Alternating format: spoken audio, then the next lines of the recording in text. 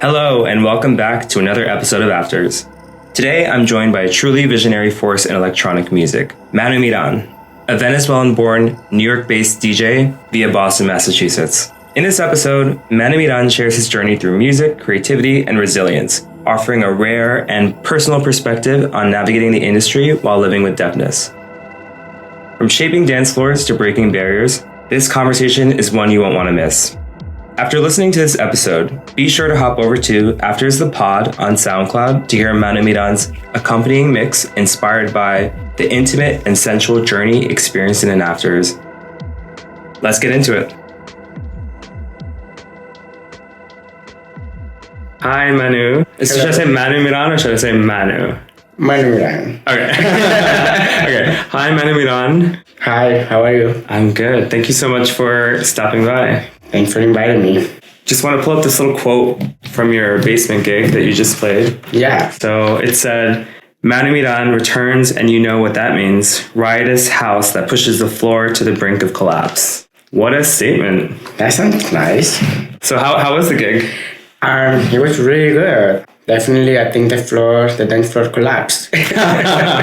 No, it was great. Even though I was opening studio, the energy was great. The people were there and showed up. It was really fun. I think it's one of my favorite studio nights, but I think I say that every time after I play there. It just got better and better every time.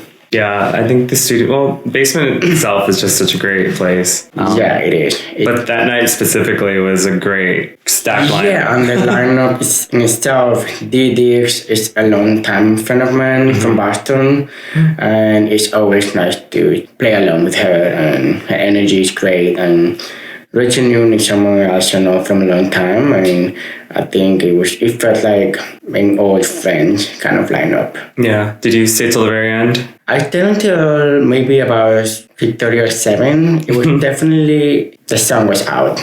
Definitely, yeah. Yeah, gotta love those nights. I haven't gone to basement very much this year. Last time was when I ran into you for Josello. Yeah, there was a carnival line outside. Oh my gosh, yeah. But I don't even remember what night that was. It's sometime in August, I remember that. Yeah. But yeah, that was like we officially met in person then, which was really nice. Yeah, it was. We had already been in touch about coming here, and it was nice to get to know you. Totally. So yeah, I'd love to kind of just, if you could give me a little summary of like where you grew up and like, how you ended up in New York. I was born and raised in Venezuela, and I moved to Boston when I was 24, and I went there for school. And in those 10 years that I was in Boston, I went through a different life there. I went to school, and then I was in a relationship, and then I got married, and then I got separated. And during that time, I started DJing more or less. I went to a DJ school that was called Maven. And I went there because a friend of mine worked there, and another friend of mine did a DJ course there, and I was just so attracted to the idea of using music to help me during a really bad time. After a couple of months and a graduation party, I just loved it, and I knew that I wanted to keep doing that more and more. And shortly after that, I started my own party called VISCERAL. This party was also a very intentional, interdisciplinary platform where I combined some sort of idea of contemporary art by bringing interactive installation that would reflect a theme for each event. We introduced a concept where we would partially abstract the vision between the DJ and the audience, because I wanted to bring some sort of disruption from what I was seeing at that time. I think the idea of the DJ was being very idolized, and I didn't enjoy very much how it was taking some sort of the purity of the dynamic that could happen in the audience. It went on for 4 years, and this became my platform where I was able to create more connection, bring DJs from all around the world that were emerging, and focus on this radical inclusion idea. And at that time, there were not a lot of POC people running parties. it was very monopolized in terms of the parties that were happening at that time. So especially in a city like Boston, this felt like a very big deal. And yeah, it went on for 4 years before I moved to New York. Yeah, it's funny that you mentioned D being from Boston. We were just talking off mic about all these people that I've... Marco Gomez, Junior M from Boston, Josella from Boston, D Yeah, Diggs. both of us even from Boston. Yeah. I learned so much about, like, y'all had a booming scene there. D Diggs is from Boston also. So there's a lot of talent that has come from Boston and has gone on to better things and bigger things. I really like that concept of sort of obscuring the DJ. I think that's a hot topic right now. Like with Honey Dijon, I think she posted that story. What was it, like the infographic about just like not facing the DJ on the dance floor? Yeah, and she's been saying this for a long time. And one of the things that talked to me that she said a few years ago, she said that there was a lack of sexiness because of the distraction that the DJ has become that doesn't allow people to really feel each other anymore. Yeah, I mean, I totally agree with that too. But my only thing about facing the DJ is that I do like to dance by myself a lot. Like, so that's kind of, I don't know. There's nothing worse than like having to stare someone who's just fucked off of their face on drugs. Like, yeah, definitely dancing to techno is a very individual experience, but I feel like it's way more powerful when you are experiencing that with people around you. And I think there's something special about connecting with someone that is on your same level, enjoying the music and dancing. Yeah, no, but I definitely do love that concept. And you mentioned earlier that there was like a sculptural aspect, right? You would work with artists to install and do... Yeah, so I had a team of around 8 people composed with graphic designers, visual artists that would help me bring to life this concept that I would have and that I wanted to project into something very symbolic. And it would bring a visual aspect to the party that would enhance the experience because we were using the same space always. It was like a diving bar that had a back area that became a dance floor. And I just like the idea of like bringing this visual aspect. I'm a very visual person and I really wanted to sort of make the audience experience what I experienced with my disability, because I'm a deaf person, my interaction with music is sometimes very abstracted. And I wanted to bring this aspect in a way that people would experience it. And I think the visual aspect was the part that I would be able to make this happen. I'm curious about like what your experiences with music then, like listening, like do you enjoy like hearing music at a club, or do you have more of a solo experience, or like, you know, obviously you're in nightlife, you're a DJ, but like what is the best way for someone who is deaf to experience music? Like, I think everyone has a different experience. I can only speak from mine. Even though I have a severe hearing loss, I do have access to music, and I always have to listen to music with all of the volume up. The reason I like to go to the club and also listen to techno is because it's very bass heavy, and my hearing loss is for more like high pitch sound. So I'm always going to be drawn to sounds like percussion, drums, all of the bass sounds. This is what allows me to enjoy the music more. You can feel it more, right? Definitely. It's more corporeal, like you can feel it in your body for sure. And which has made my experience with techno music and house music a lot more intimate and direct. So yeah. Going back a little bit to when we first started, talking, I didn't really know much about you, honestly, but we talked this summer about accessibility. You reached out about adding captions to the podcast, which was like, I really appreciated that. And I think that was really important. So yeah, there were a lot of friends that were being interviewed, and I realized that I couldn't really follow through it because I always require, whenever I see some media, especially audiovisual, I always require closed captions. And closed captions is not something that is widely available. It is better than before, but for some things, they don't have this feature, so it makes it much more difficult for me to have access to it. No, I mean, even for myself, I watch everything with captions. I don't want to miss anything. I can only imagine. Since then, I've uploaded all the past episodes, and yeah, I saw that. Thank you for that. I always have to be very intentional about everything I do, everything I see, everything I watch or listen to, because I cannot even hear my own voice. Like, I don't have a sense of depth of my voice, so anything that I have to listen to or see, I need to see if it's accessible for me. Mm-hmm. Does it have captions, or do they have headphones that amplify the sound? Mm-hmm. I might want to be able to wear my hearing aids. Is it going to be too loud? Is there going to be enough lighting for me to do lip reading? Mm-hmm. So before I leave my apartment, before I leave my house, I always have to think about, am I going to be comfortable? Am I going to be safe? I'm going to have access to conversations, interactions, and not only that, but am I going to be myself present so I can also interact? Because there's a lot of things that get lost whenever I interact with people. Yeah. If I'm not wearing my hearing aids, then there is very high likelihood that I'm not going to be able to enjoy myself or interact myself or have any sort of awareness of what's happening around me. And this is a very isolating experience.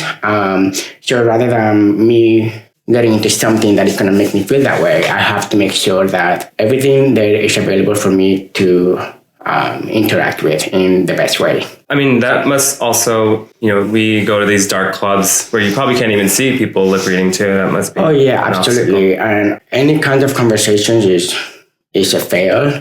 But the reason is because I love going out, I love dancing, it's because the sound is loud. Mm-hmm. And I can really get lost in the music, and it also gives me an excuse to not having to interact with people, because it's already difficult for hearing people to interact on the dance floor with conversations. And also it's kind of rude to do it on the dance floor sometimes, but so it gives me an excuse to be myself, not worry about things that I'm not gonna interact with. But with music, and especially techno, which is bass heavy, I'm able to just immerse myself in the environment and giving myself the excuse to not worry about talking or conversing with people. Yeah, that's kind of genius. Yeah. We talked a little bit earlier off mic about the different types of identities, disabilities. Yeah, everyone has their own relationships to disabilities. For me, I've really started getting more research about my own disability after the pandemic, because I needed to point to things that I would go through and confirm whether these were personality traits or they were effect of my disability, my deafness. So there's 3 kinds of deafness. There's deaf with capital D, deaf with lowercase ID, and hard of hearing. Everybody has their own relationship with their hearing situation, but deaf with capital D is mostly in regard to deaf culture. People who are immersed in the deaf culture use sign language as a first language, and maybe they had deaf parents, they went to deaf university, deaf schools, and they have a really big sense of pride in being deaf. And for them, it's not a disability. There is lowercase d, which is the one I identify with. People with severe hearing loss that grew up in the hearing world, they don't necessarily know sign language. And hard of hearing is for people who have moderate to very low hearing loss. But any person can identify themselves in a different way. But I think for me, the reason I identify as deaf is because of the impact that this disability has had on my life. Especially growing in the hearing world, I am very aware of my interactions with people, whether they can understand me or not, because I have a deaf accent, and I become very self-aware of seeing people understanding me or am I understanding them. And it wasn't until I was 18 that I started wearing hearing aids. So for a long time, I relied on lip reading, which I still do. But yeah, it's not a negative thing at all. I think there's a lot of things that make me who I am because of that. But because I am in the hearing world and I actually don't have a lot of deaf friends or even in nightlife, I don't know anybody who moved in the same field the same way I do.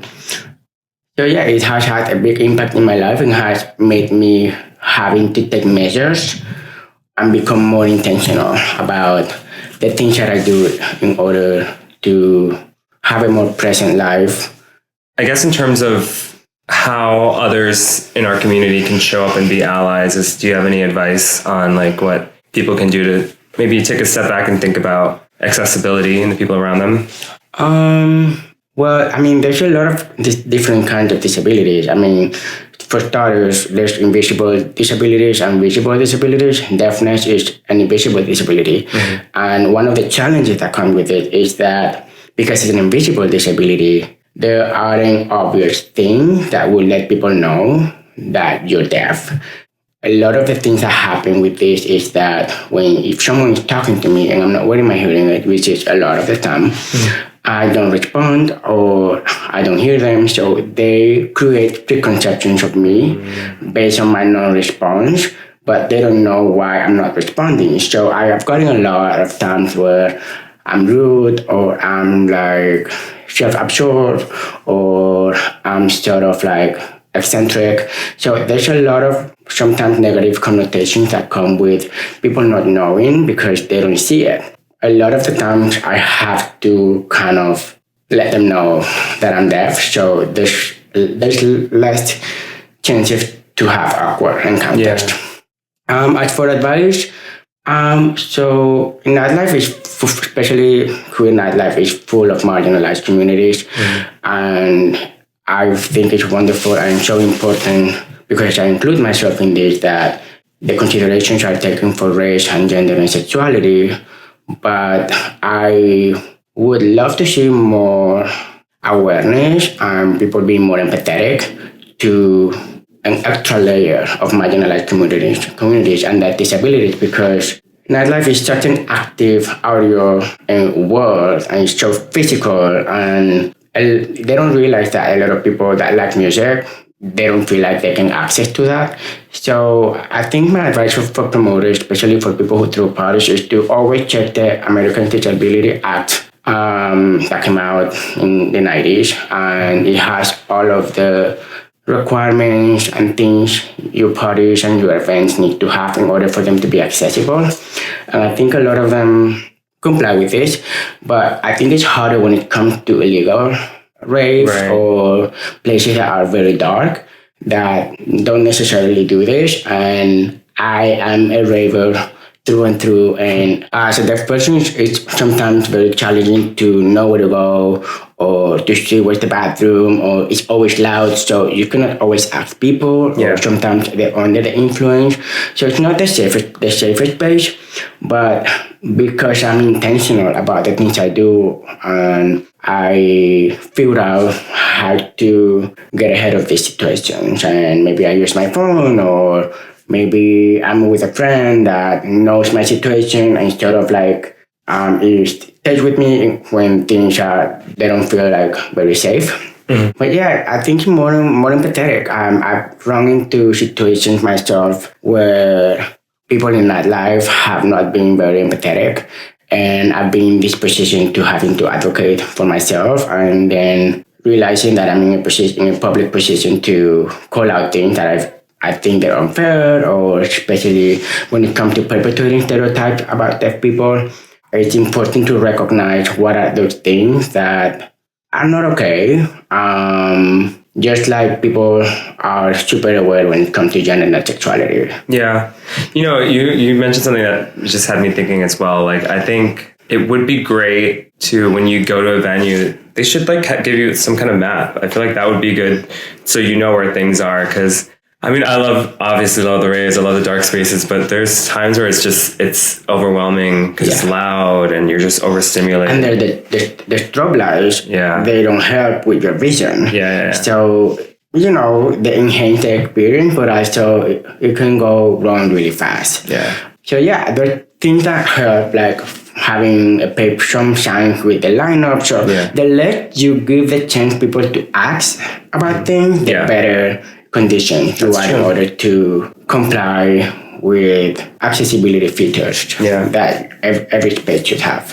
And even like, these safer spaces like the clubs where they give you the whole thing, like, things that aren't tolerated, etc. Like, I feel like maybe that could even be an opportunity to bring awareness. Yeah, there's times that, no racism, no sexism, no ableism. So I've seen the no ableism. Yeah. But there's so much that encompasses disabilities that it makes me wonder sometimes how deep these things are. But I always, because we are a community, I always want to give the benefit of the doubt and know that if I'm in a situation that doesn't feel safe or whatever, I can count on them to help out. I mean, we've seen people in wheelchairs at clubs, and it's fantastic that people are respectful of the space. And, it takes a lot for a disabled person to get involved in a space that was not made for them.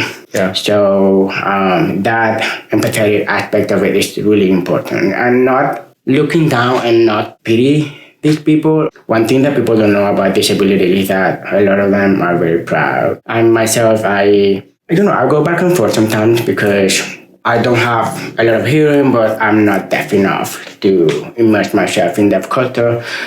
So I'm always like one foot in two places. Yeah. And I'm always having to navigate my identity. I don't know a lot of people that are deaf in nightlife. I'm sure. I know I've met a few, but I always think about how they are interacting with the space and is it safe for them? Is it comfortable? Because it takes a toll. Deaf people, in my case, I have a thing called listening fatigue, which is your brain is overworking at all times in order to connect the audio dots that is happening around you and figuring out what are the things that you're hearing. Because your brain is being overworked, you shut down. Yeah. So I always shut down very quickly when I'm in a space where there's a lot of noise, but noise that I can't decipher. So I have to be very intentional if I don't want to wear myself out. Yeah, that makes a lot of sense. In nightlife, there's not a lot of visibility in terms of accessibility and also disability. There's not enough conversations about disability being a part of the identity spectrum, the way that sex, gender, and race are, because the world is not made for disabilities. There's always a lot of limitations for accessibility that people who go through this have to work in order to figure out how to get through these things. So myself, for example, I have to wear hearing aids in order for me to be able to interact with the hearing world and be verbal in my communications with people. But this is a compromise that I have to make every day. So it takes to know someone who goes through that to become aware of it. And if I can bring some sort of light into it, then I'm more than happy to do so. It's just taking a long time for me to be comfortable in my position within nightlife and to be able to talk about it publicly. And obviously I use my social media to do so more and more. Yeah, no, it's been really valuable. Like I said, I really appreciate you reaching out because, there's so much to know and to learn from each other. So, I appreciate you taking the time for it. Yeah, of course. And now, a few messages from our friends. Hello, Afters Podcast. Are you looking for a preview for your afters? Then look no further because Mercury and Reggaeton is back on March 22nd at the Chocolate Factory. For this amazing lineup, we bring you Sing Caboclo, a Brazilian DJ that currently resides in Portugal, Rosa Peligrosa, known as Dangerous Rose from Miami, Florida, but currently an international DJ playing at your favorite cities, Josh Steers, a DJ who made a big name for himself in Mexico City and is back and forth from Mexico City to New York City, will be joining us. As well, no stranger to Mercury and Reggaeton, our favorite Sing Kitty, who has been back and forth from Colombia and is finally back with us in New York City. And finally, Skywalker, who is our resident DJ and our Puerto Rican papi. This Mercury retrograde will be our 10th orbit around the sun, and it will be our biggest one. So you can find tickets at ra.com and search up Mercury and Reggaeton. Yeah, I think it's really important to know the differences between, capital D, deaf, lowercase and hard of hearing, because there is a lot of focus in these spaces on preserving your hearing, right? Like it's definitely there's a lot of focus on preventive culture about hearing, which is great. People are recommending earplugs, and especially a lot of more and more DJs using them, because the volume that you use when you're DJing, at least in my case, is all the way up, and this is not healthy at all. Even when I'm listening to my headphones, music on my phone, the volume is all the way up, always. And this is not great. So I also have to be more careful with the hearing that I have left. But yeah, it's great that there's more preventive culture when it comes to hearing loss, because it makes a big impact in your life. I mean, your coordination is in your hearing. So when you lose hearing, you lose some coordination in your body, and then it's harder to navigate life. Yeah, I mean, a lot of animals rely on hearing too. Exactly. Yeah. It's important to have an audiology test every once in a while, so you can track the progress of your hearing if there's some hearing loss. Yeah, that's really great information. So, sort of jumping to a different topic. We talked about this a bit earlier, but like, were there any formative like pop culture moments for you, or like music, anything that like sort of inspired you to do what you're doing now? I guess the one that comes to my mind is at a very young age, I remember dancing to the Ray of Light album with my uncle, who was gay. Oh. And I think he's the one who introduced me to being oneself. I have that memory very vivid, and I think it opened the door in terms of what I want and what I enjoy myself doing. Another thing is the first time I went to a coronation party in 2015 at the Old Spectrum venue in Williamsburg. I think it was a Thanksgiving coronation party.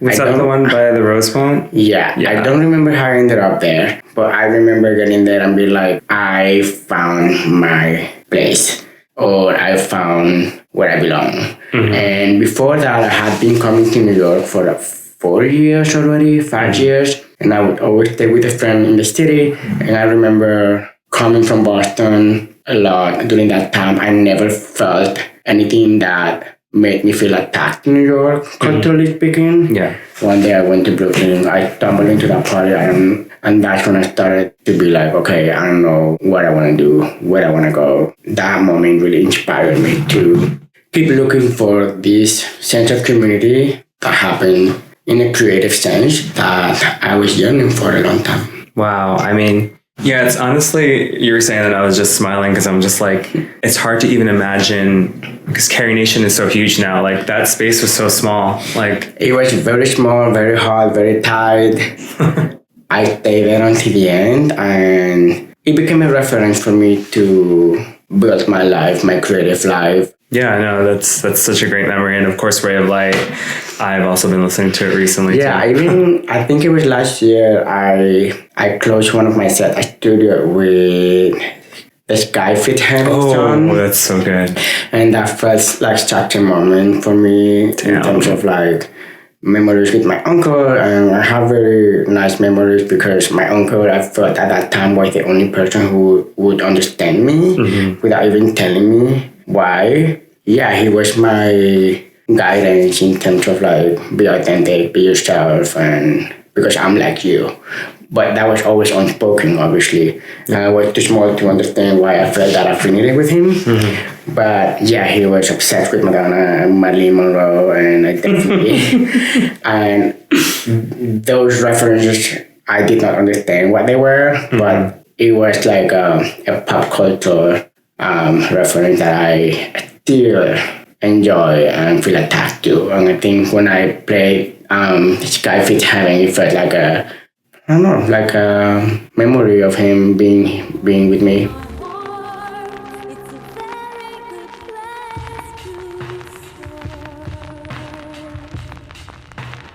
Oh, I love that. Yeah, that song, I wish I was there for that moment. That must have been incredible. Yeah. Shifting over to another queer event, festival, Honcho. We talked a little bit about Honcho. Can you tell me about how...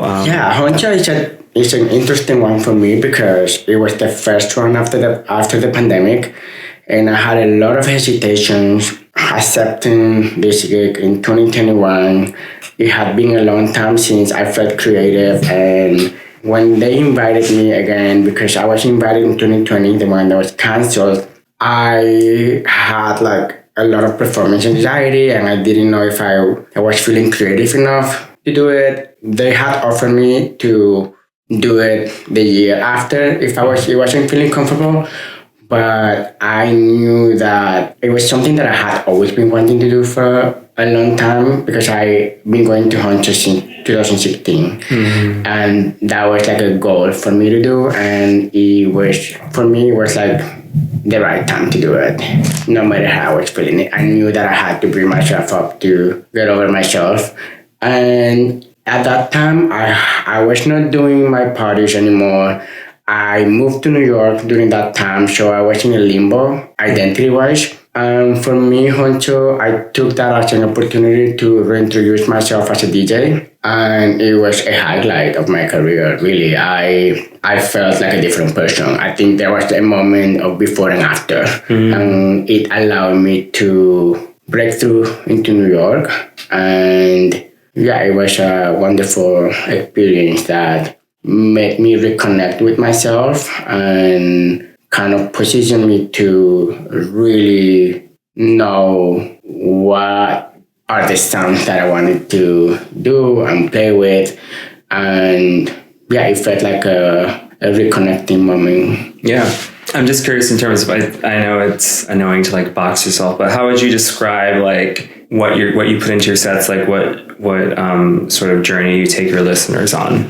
So the way I select or create music, I see it as when I dress myself, when I think about style, it's like a little something old, something new, something thrifted, something borrowed, something that I don't think it would fit. Yeah. I like to combine things that help me shape something that I want to tell.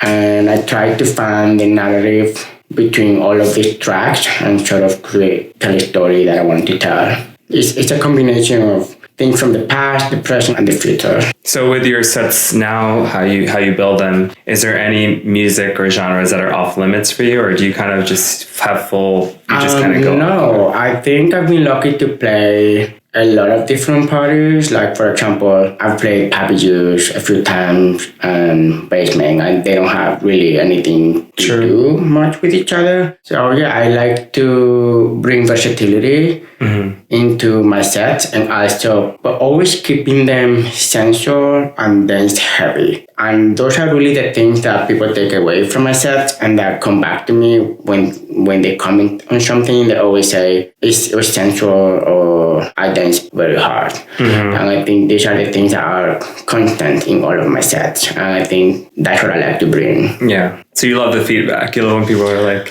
I mean, yeah, feedback is great because it makes me... When I go out, I like to be on the dance floor. Yeah. I like to dance. So I approach music from a dancer perspective. And I like to keep my finger on the pulse on what people are enjoying, what people are dancing to. There's always different kind of sounds, especially in New York, which is like a melting pot of sounds. And I like to bring a little bit of versatility and diversity to the sound, but always find something where I see myself in and something that I can bring. Yeah. So you mentioned earlier, before we started recording, that you were a musician. Have you left that behind? Like, do you have interest in like producing music or anything like that? Like, kind of. I've been dabbling in music production, but I think I'm just taking my time with it.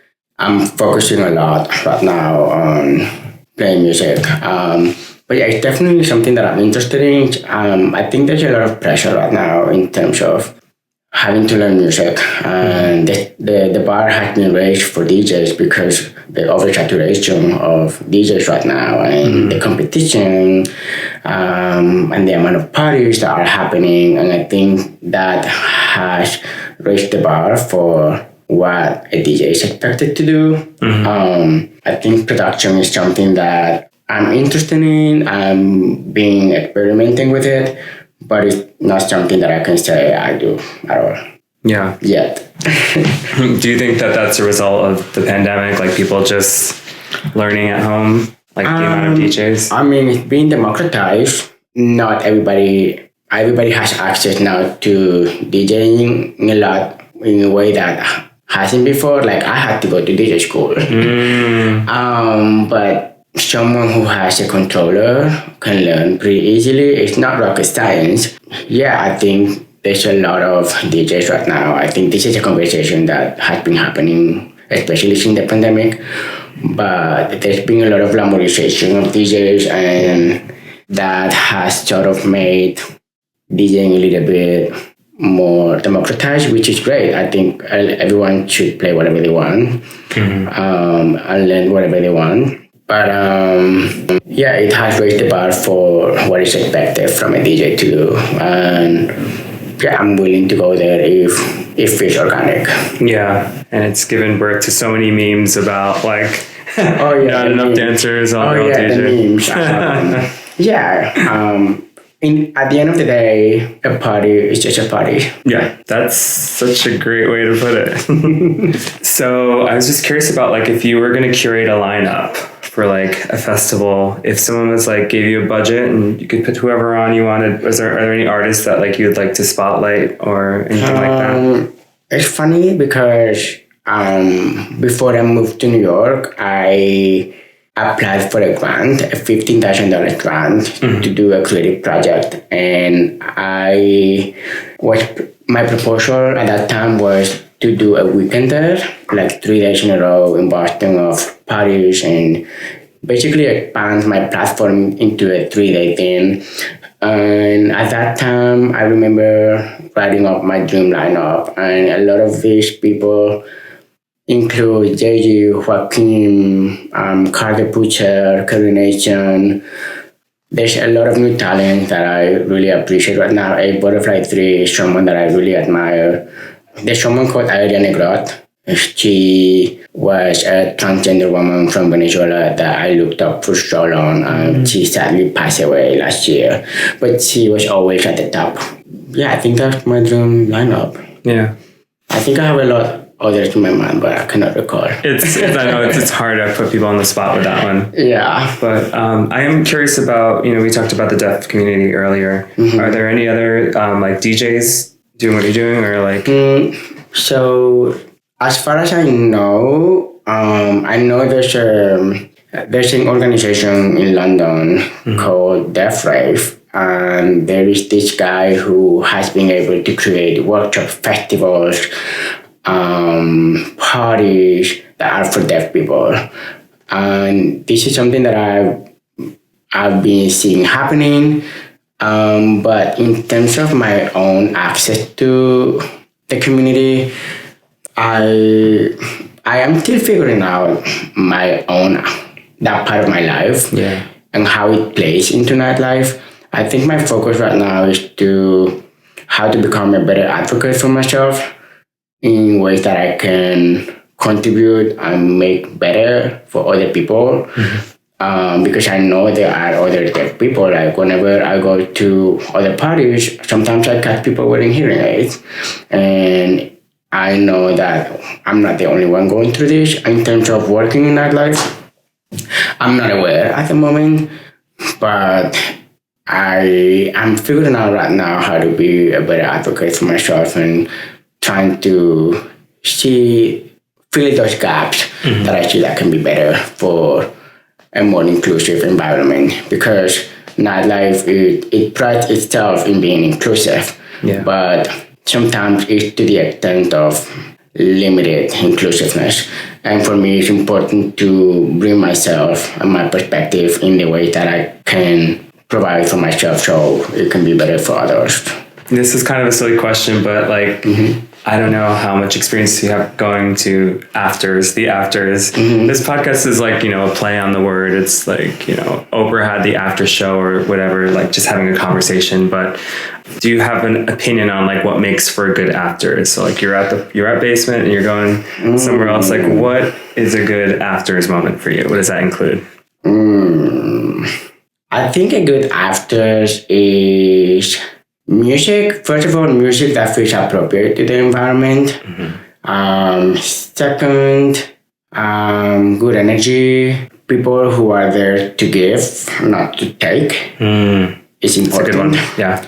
And also water, a lot of liquids, and some snacks. Yeah. It's good for afters.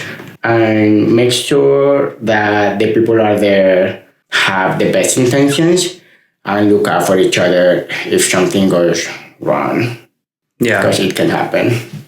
Definitely. And also, you've got to sort of start to wind down at some point. I think the last point would be knowing when to go home. Yes. Yeah. Because your mind can only go that far, especially when it's stimulated. I think at this point in my life, I don't do much afters, but those are the things that I would look for whenever I would go to afters. Yeah. It's funny because it's called afters, but I haven't even really been going out as much lately. But yeah, I've just been like leaving and going right home. Yeah, I mean, I usually after playing a party, I have no energy left because sometimes playing a party is a very physical activity for me. It feels like a workout. And it's pretty draining, especially if the energy from the audience is very drawn. I feel like it takes away a lot of my energy, and if I'm playing a party, I'm usually ready to go home shortly. Wow, that's so interesting because I feel like most people I talk to, it's the opposite. Like you're on a high almost. When I play, it feels like a high, and then, but if it's like crash and burn situation, it goes down really quickly. Once you've finished listening to this episode, don't forget to hop over to Afters the Pod on SoundCloud to hear Manu Miran's accompanying mix inspired by the sensual and intimate setting at an Afters.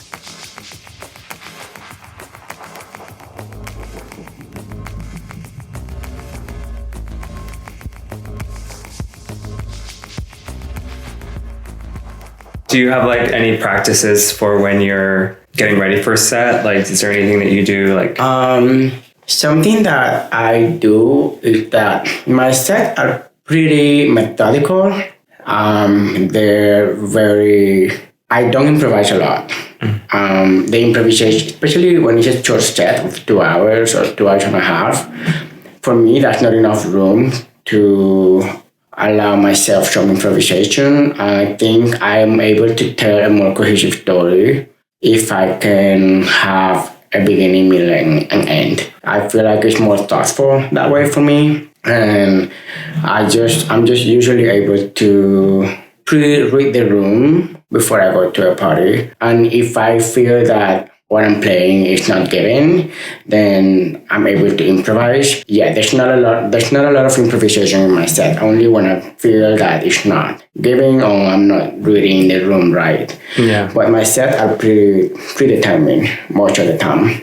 I think that I like that though, because I think if I was a DJ, I'm not. I feel like I would need to have, you have to have like kind of a foundation or like something you're standing on, right? Yeah, I don't know if it's the control freak in me, but it's like a very methodical thing. It's like very organized. Yeah, and then I allow myself some improvisation if things are not going the way I want. It's not as exact as science to read a room. Sometimes it's just not happening the way you think it is. But I think most of the time I'm able to tell the story the way I want it to. I think the last gig at Basement was just like that. Is there anything that you're listening to lately? Any music or film that you've been interested in lately?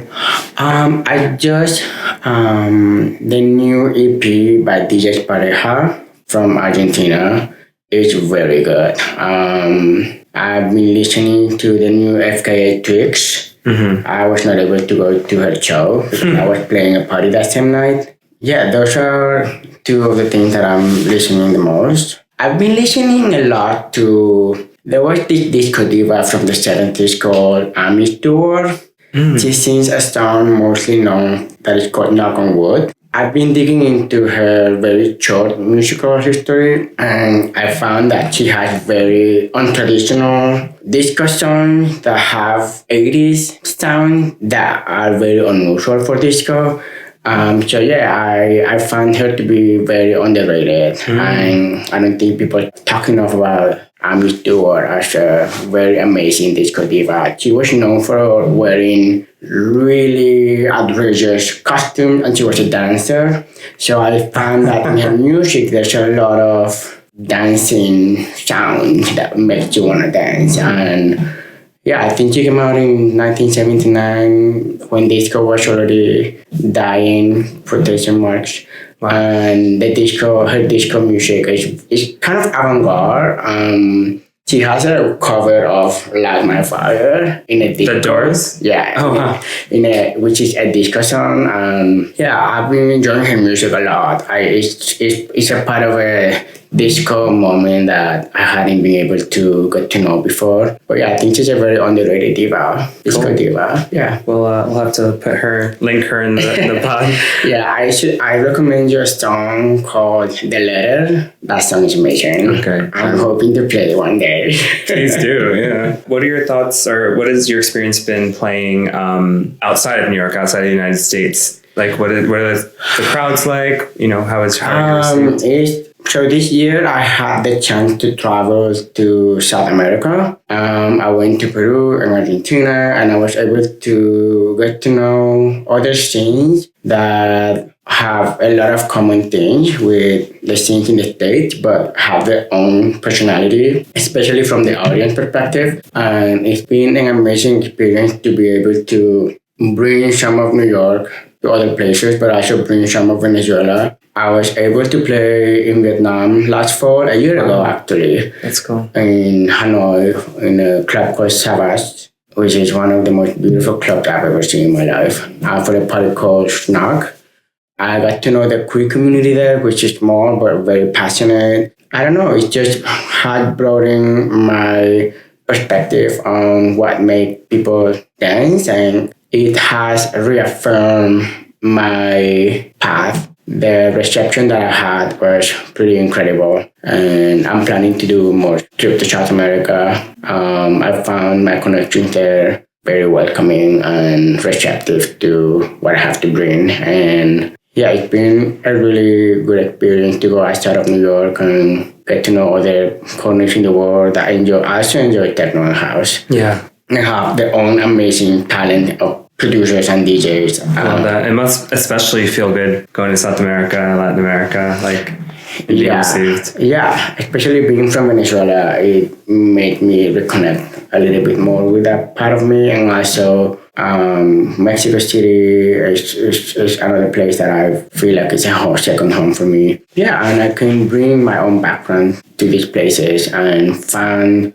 reaffirm my identity as well as a Latin American person. You also just got back from Hawaii, which looked beautiful. Yeah, amazing. Did you party out there? Definitely did not party. Mostly going on adventures to the beaches, volcanoes, and eating a lot of poke. And yeah, mostly you will hear a lot of ukulele songs. But yeah, the beach is such a paradise. And did you get any inspiration for music or?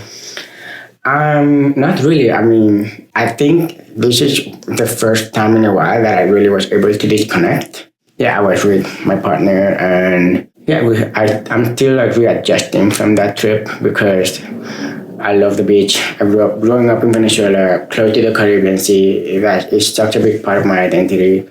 So I was happy to be there. Yeah, and coming to the end of the year, do you have any big plans for the holidays? Any gigs? I'm playing a couple of parties, but for New Year's, I'm playing the Barahim party from Lady Fuck for New Year's, and I'm sharing lineup with amazing people like Boris, Michael Magnan, and Alinka. And it's gonna be a big event, and I'm always happy to play New Year's Eve party. I think it's really special. Yeah. There's a lot of parties out there. Definitely have that on my list. Yeah, there's something for everyone, and there's a lot of raves also happening. But I only have energy and time for one. Exactly. And it's gonna be the one I'm working at. Perfect. Well, Manu Miran. Thanks again for coming by. I really enjoyed. Thanks for having me here and giving me the chance to share my experience and my voice. Thank you. Absolutely. And, I'd love for this just to be the beginning of a conversation for all of us in our music scene. Absolutely. And I think that when you advocate for yourself, other people here are listening to you, and it makes you want to keep going and be better at it. I'll catch you soon, I'm sure. Next gig. I'll see you at Basement. Yeah, totally. All right, thank you. Bye. Thank you.